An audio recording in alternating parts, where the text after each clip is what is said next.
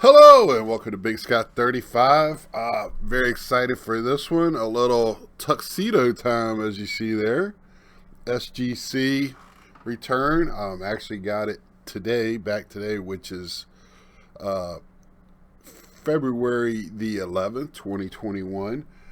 This one was received by. We'll give you all the dates so everybody. That's what people are more concerned about, I think, than actually the reveal. Um, the time it went in was submitted on October 26, 2020. So a little over 4 months total. They do have on there a 60 to 75-day turnaround. So, not too terribly bad. And in this one, I did have some confusion. And also, I think I've read a couple of, I know I have on Facebook groups, a couple of people, same thing. You, I sent it in before it went up to $15 a card, and while it was there, the invoice changed. And I don't know if it was an automation thing or whatever, but it looks like everything. And then one of the cards showed didn't have a price on it, and I looked at the grades just to see what, because usually if it doesn't have a price, it didn't get graded. But it got graded, and I'm very happy with these grades. Only have one letdown, but it's not really a letdown. My worst grade is this one here, and I'll do what I usually do. I'll start with the lowest grade and end with the highest. I have not bagged them because it seems like when I bag them, the glare is so bad. So, trying to help with that. So the first one here is the Topps Finest. Lewis Robert, a 9 mint. So not bad. And that's my worst grade. So after that, it goes up 9.5. Loving the tux look on some of these cards. I was very selective on what I sent on this one. I wanted to see how the tux looked on some of these, especially inserts like this. This is actually a Throwback Thursday card, so it's not even an insert. It's from Topps.com, 9.5 mint plus.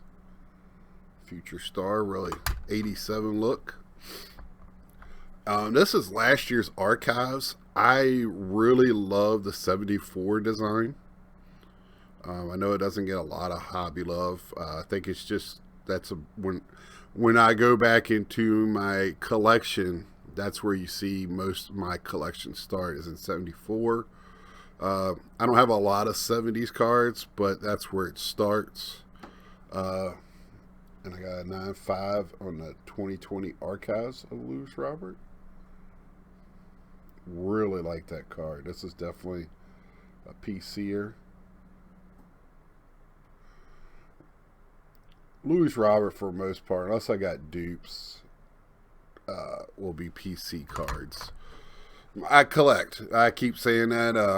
I'm more of a collector than anything else, or I'm 100%. Not 100% a collector, but, just rather keep them. This is from the National 2019. Sad to say, the last National we were at. Eloy Jimenez, the Rapper Redemption for Topps. I actually did really, really well with these cards. So it's an Eloy. I can't get this to focus today. Focus. Eloy Jimenez. 9.5. I love that card. I don't, with the tux, I don't know if I think I would have liked to see this card in the PSA, but it is what it is. This one is the Cal Lewis Finest First, 9.5.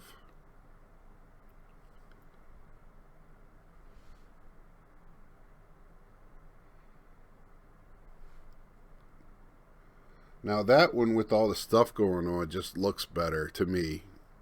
The black offsets it a little bit.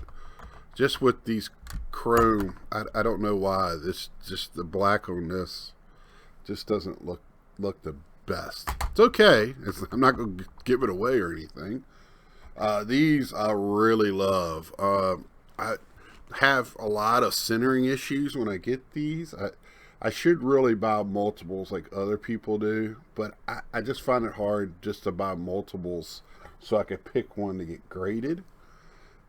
I guess I could always sell the other ones, but I just it's just hard for me to do that as an old school collector. But man, I'm really happy with that one. Love the living set. Looks beautiful in the tux. 9.5 Kyle Lewis.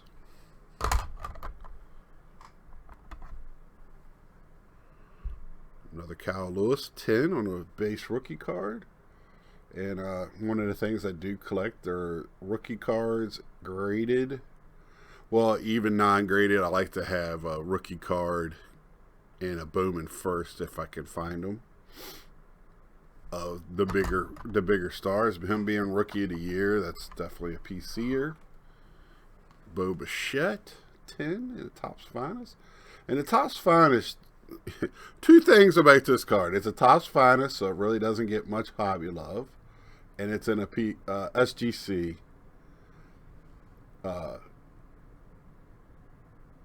card holder, so it doesn't get much love either for that. Those two things, even though to me SGC grades a lot tougher than PSA, that's an argument to have on another day, or even more consistently. But PSA just, they got the hold in the community, so that's what people look for. Bo Bichette base 10. And it seems like this card can be tough to grade. Seems I haven't seen that many 10s. See a lot of 9s and below and PSA grades. And I guess people say because of the centering, but without a complete border, it's kind of hard. You kind of want to see where... You got to look at the background, and everybody was saying you got to see where this fence pole is what people were saying early on with PSA. So very happy with that 10. And this is the one instance where I did not stay in order. You can see there were all quote-unquote ultra-modern cards with the label we're given. This next one is just a modern card. And I'm very pleased to get this one. This card is booming because his rookie card, people can't afford a rookie card, so this is the next one now that people are going after, and this one is going up. So I'm very happy to put this in my PC. 9.5 on the Mike Trout. Second year card, rookie cup. And I do have one of these at PSA right now. 2013, I collected. I picked up a lot of cards that year. 2011, 2013, 2012, all the way up till now. I get a lot of base. So those I picked up a lot. Now, what I kind of want to speak on, had a nice little discussion on a Facebook page about, well, the reason it caught my eye was somebody was showing the new prices of the Ken Griffey rookie, how it's gone up to like $5,000 or whatever. And the question was, why did it take so long, or why is it, now just being that's happening where other cards are way past that? And somebody put on there because it's junk wax. It was overproduced. And I put on there, I was like, is it really? Yes, it was overproduced, I guess, quote unquote. But people are figuring out there's going to be billions of base cards made this year. Billions to fill all the varieties and variants. So I just wonder, and then when it gets graded on top of that, and it's a 10, you know how hard it is to get a Griffey 10. And the guy wrote back, Griffey's the most graded card or whatever, which I kind of find it hard to believe when there's like 70,000 Lucas that are graded and all this other stuff. But if you look at the percentage of 10s and 9s compared to how many is overall graded, you'll see the difficulty of getting those in a graded. And the want out there of having that in a 10 is overwhelming than the number of cards that are out there. That's why it's at 5,000, because collectors now have gotten, they're not, us collectors, most of us are not going to pay thousands and thousands of dollars for a Tatis rookie card. The guy's been in the league for 3 years, or it'd be his third year, or Pete Alonso, or anybody else. And if you do, it's okay to do that. If you want it, go get it. I'm not telling you not to. But most collectors are just not going to pay that. So the collectors are going to backfill, to me, in cards that's been out there in the past. So you're going to have the Griffeys go up. You're going to have the Frank Thomas card go up. You're going to have the Mattingly, Boggs, Gwynn, some of these cards, and it's superstar cards now. We're talking about the superstars that are going to start going up. And, you know, I think the bigger prices of the modern cards that are flying around right now are more investors selling to each other and artificially ballooning these prices, and some newer collectors get caught up into that, thinking that's the way it is. And I just wanted to talk on that because it was an intriguing moment, and I didn't want to do a Let's Talk because it's more, I saw this, I got this in today, and I thought I'd throw that in, and just wanted to see some ideas. And, you know, I always want to leave an item for a discussion below in the community and food for thought. So how do you think why the cards, some older cards, are finally starting to get some recognition? You know, $5,000 for a Griffey 10, you know, that'll look good in somebody else's. I have it in a 6. I have it, I believe, in like a 5. So I have the card. I'm happy with having the card.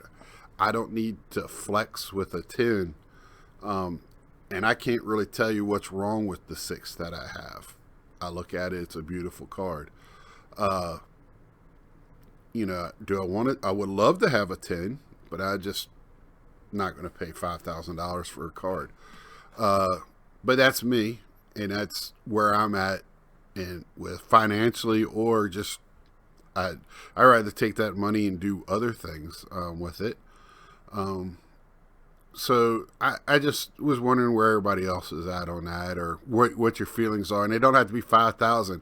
Some people might think 500 is too much for a card, or 5,000 is not a lot.